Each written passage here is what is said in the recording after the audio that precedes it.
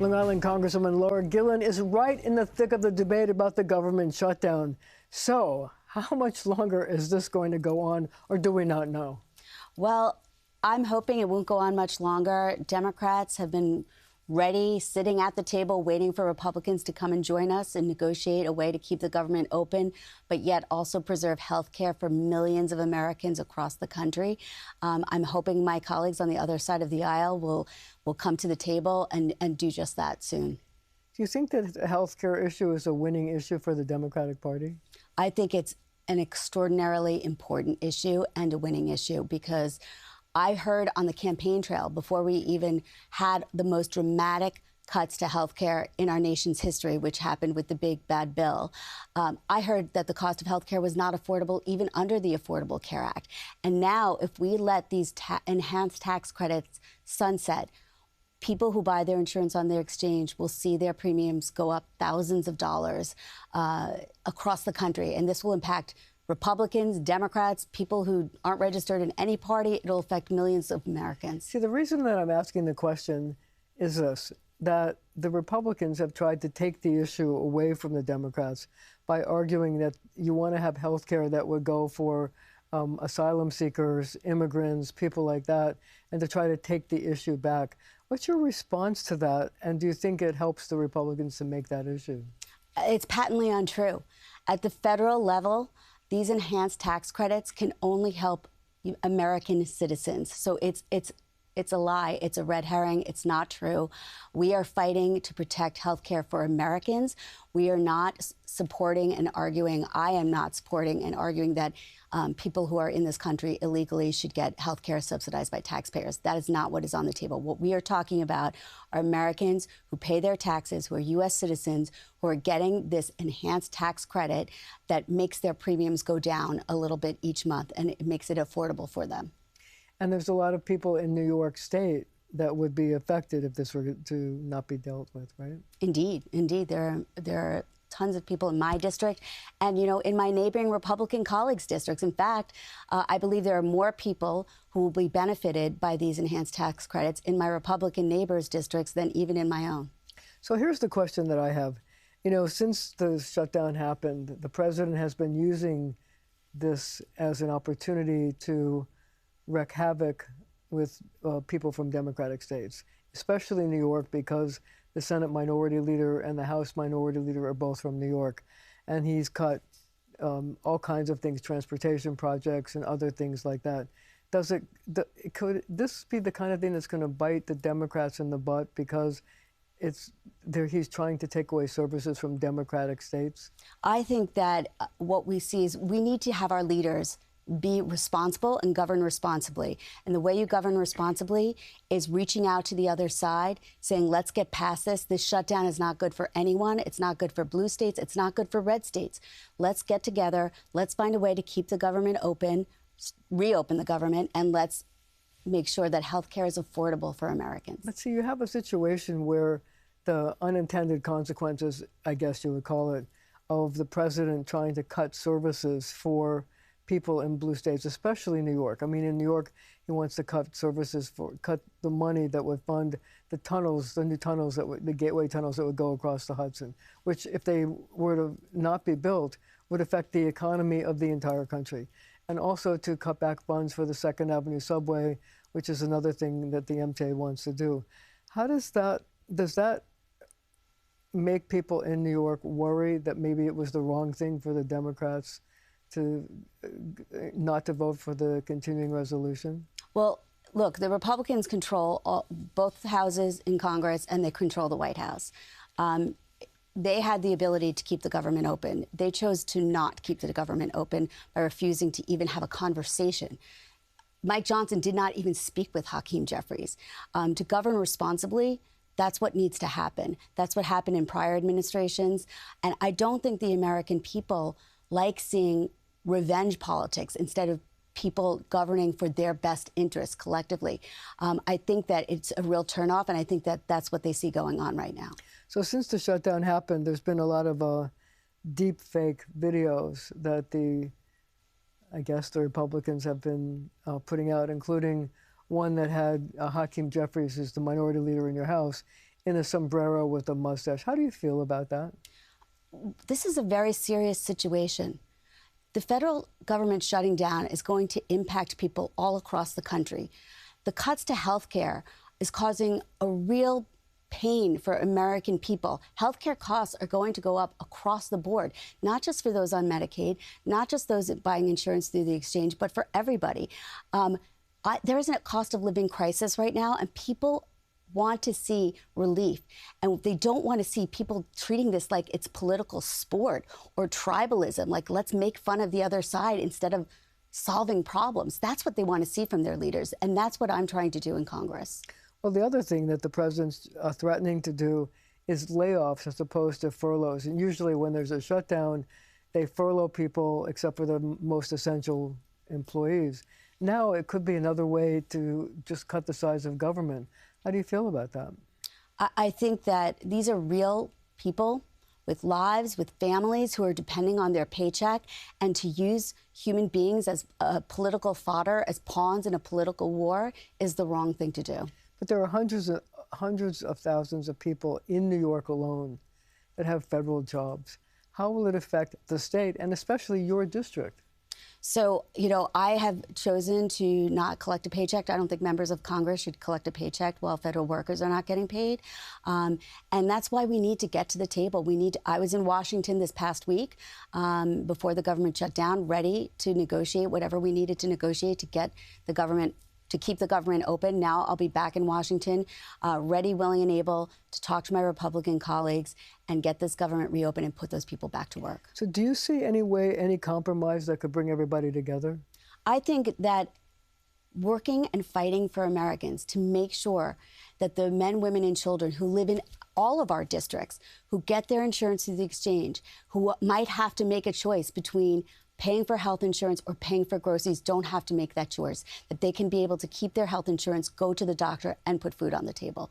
That's an easy choice that we should be able to agree on in a bipartisan fashion. So how come, if it's such an easy thing to agree on, how come the president didn't agree to it? How come the Republicans in the Senate and the House didn't agree to it? Well, you'd have to ask them. I can't tell you why they wouldn't agree to it. The thing is that I know that some of the cuts were in the big beautiful bill, the big bad bill, depending on how you're looking at it, but not all of the cuts. Is there a way to end the shutdown and negotiate a healthcare compromise after government's up and running? Sure. I mean, we can do that. But with respect to these subsidies, these enhanced tax credits, they are sunsetting. And the Republicans are choosing to let that go. This is not new spending. This is spending that already exists. And the exchange insurance providers are going to be sending out notices. They might have already sent them out in some cases, or imminently, adjusting new premiums, anticipating that these tax credits are going to expire. Families are going to be making decisions on whether or not they're going to continue being enrolled in health care. Young people who are healthy are going to decide, well, maybe I'll just roll the dice. And if you don't have young people participating in health insurance programs, costs go up for everybody.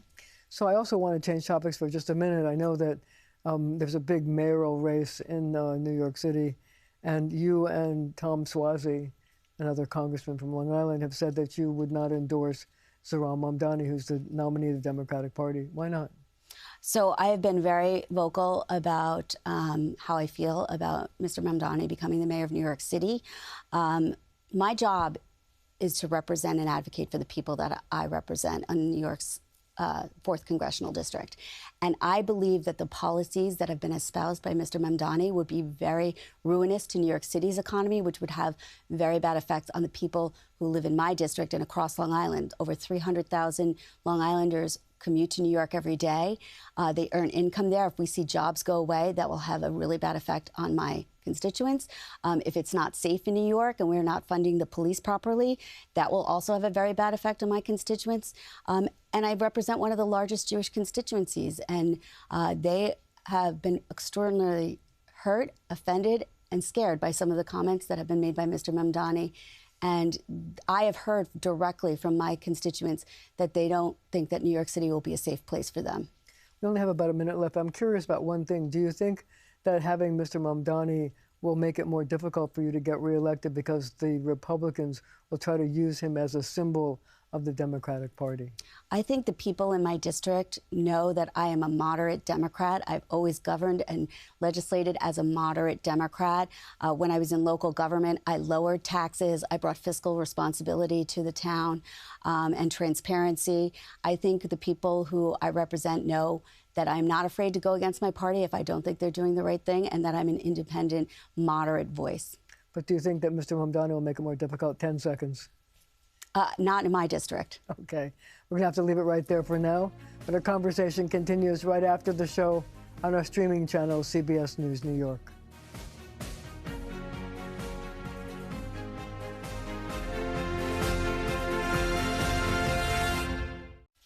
We are back with Congresswoman Laura Gillen. I'm wondering, we were talking about, the dysfunction in Washington. How do you think that people can come together and start working together as one country, as opposed to the dysfunction that we now see in Washington? So I told the people in my district that I'd work with anyone from any party to get things done. Since I've gotten to Congress, I have been, based on my voting record, one of the most bipartisan members of the House. I think that there's absolutely room for us to work together. In committee recently, we just funded FEMA.